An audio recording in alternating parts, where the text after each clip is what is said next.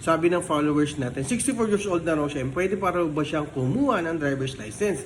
Okay, kasi nga naghahatid daw siya sa kanyang apo. Maganda po yan mga kaibigan, at syempre big shoutout po sa inyo sa ating bagong followers na senior citizen. Maaari po kayong kumuha ng driver's license, pero syempre kailangan pa rin natin dumaan sa tamang proseso. Kailangan mo kumuha ng student permit. Kahit 64 years old po tayo, kukuha pa rin tayo ng student permit. So 2 days na seminar po yan mga kaibigan natin na tsaka kanya sa ating followers, 2 days na seminar yan.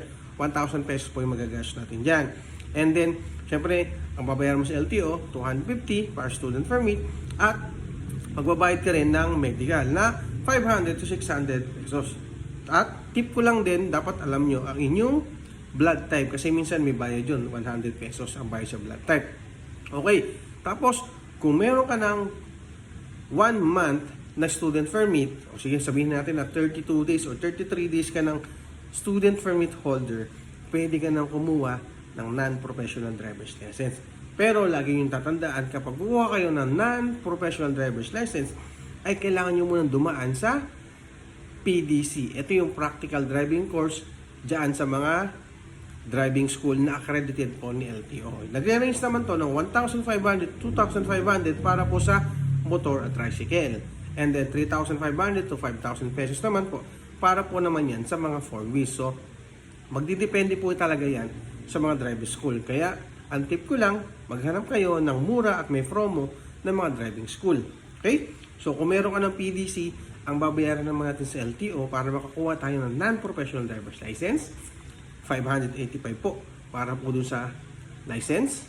May exam po yan ng 100 pesos. Meron din po yung drive test, 250 to mga 300 to 400 pesos. Depende po kung ano yung kukunin mo sa sasakyan.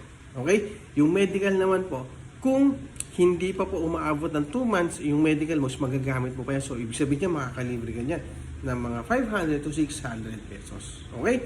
So, kung nakompleto mo yan, nakapasa sa exam, at nakakuha ng driver's license, yan mga kaibigan, sa loob lamang ng 32 days, 33 days, for 34 days, makakakuha ka na ng non-professional driver's license. Doon po sa followers natin na 64 years old, yan po ang lagi yung tatandaan kapag po tayo kukuha ng driver's license, non-professional driver's license. Okay? Tandaan nyo, kahit po yan 64 years old na, meron po tayong karapatan na kumuha ng driver's license. Okay? Basta may pasan nyo po lahat ng requirements, magkakaroon kayo ng driver's license. Okay? Yun lang. Salamat. Thank you. Sana po nakatulong ang video to at sana po nasagot ko ang inyong katanungan. Thank you.